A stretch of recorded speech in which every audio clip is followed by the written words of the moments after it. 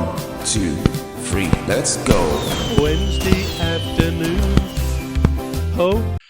Meant they would need to do some more stuff in that department, a bigger, wider medical. And they weren't prepared to do that, certainly at this time. And certainly not for, I think it was it £30 million, I think they were going to pay. Now you go back 2 or 3 months and he's had a lean season this season. He's scored a few goals, but he's not played well, probably by his own admission. And a few months ago, Oliver Glasner said that Mateta was carrying some sort of injury, I think in his knee. I don't know whether he said the knee, but it was the knee. And maybe that, we the fans thought, well, maybe that accounts for his poor performances. He's not hitting the target, he's not scoring the goals he did a year ago.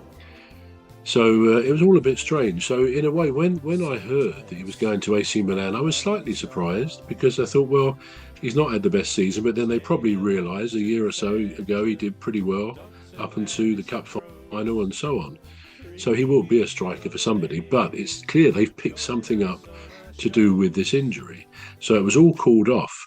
And at first we all thought that might stop the Larsson purchase from Wolves to going ahead, but it didn't. We've still got Larsson, who I think is a good player, in my opinion. So Mateta stays. Now, I think there's a lot of unrest in the fans, really, and I think Palace fans, we're pretty forgiving. We always have been.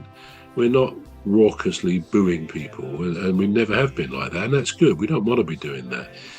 But there's a lot of feeling that JP hasn't handled it that well. His agent put out a couple of weeks ago he wants to go in this window, and his head isn't in the right place to play at the last game for Palace, which annoyed a lot of people, partly because the example of Mark Guéhi and even Elise 2 or 3 years ago when he left for Munich was brilliant. Mark's transfer to Manchester City last summer went wrong almost a day before. He'd had his medical and everything else. It's all set up, and then Glasner didn't want him to go because he hadn't got a replacement, and so it was called off. Now, he didn't throw his weight around, throw his toys out the pram. He just behaved like the model professional and captain that he is.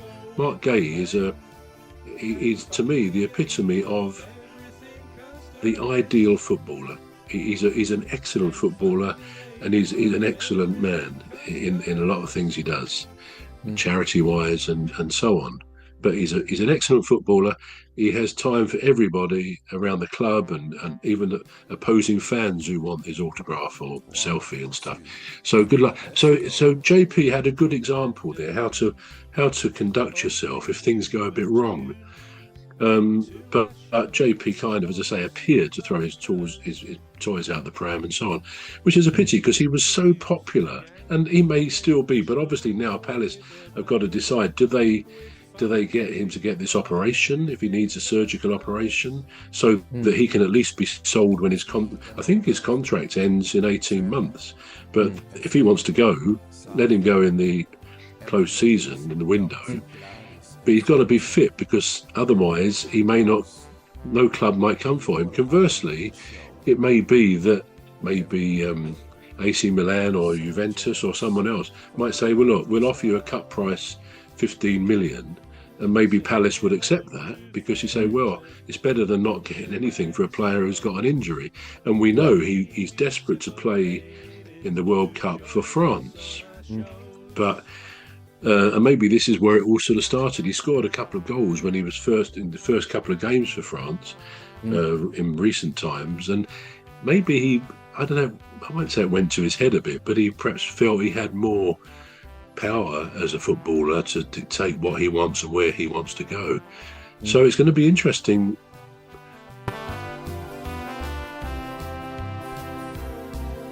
Say hello to old Mimi, Dr. Gladys and Rose, 3 beautiful ladies who join us on our shows. There's one other bro sometimes joins us on the show.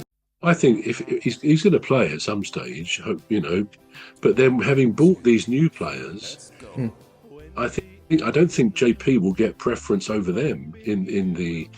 Okay, he could be on the bench as a squad player and so on. But it's a little bit of an interesting one, especially with our manager also playing there on borrowed time, as we know.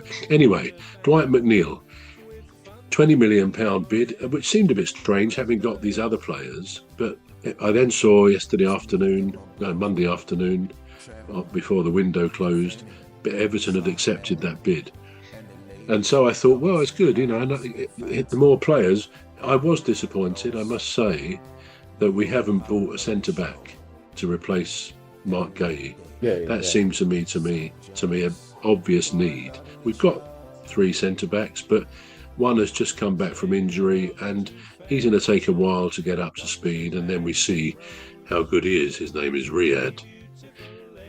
He's had a long injury for more than a year, but he seems to be okay now.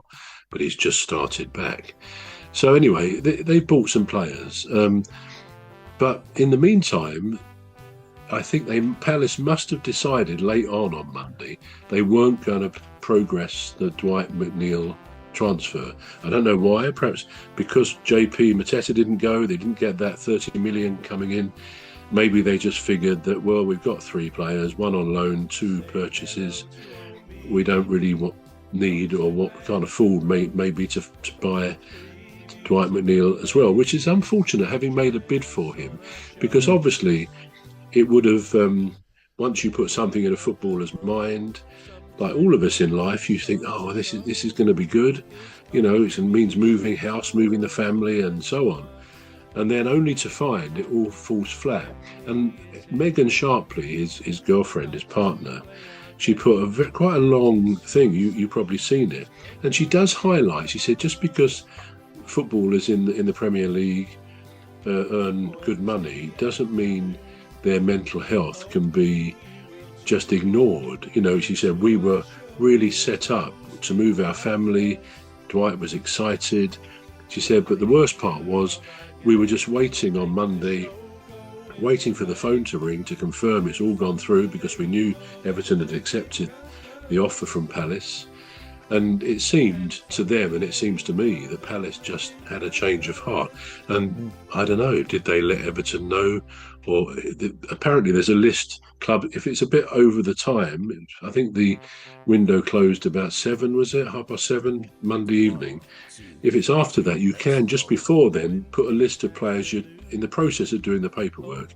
And his name didn't appear on that. So clearly Palace had decided not to. But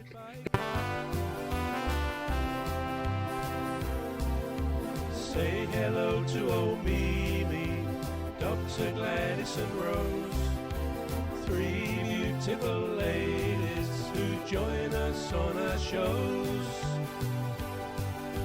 There's one other bro, sometimes joins us on the show.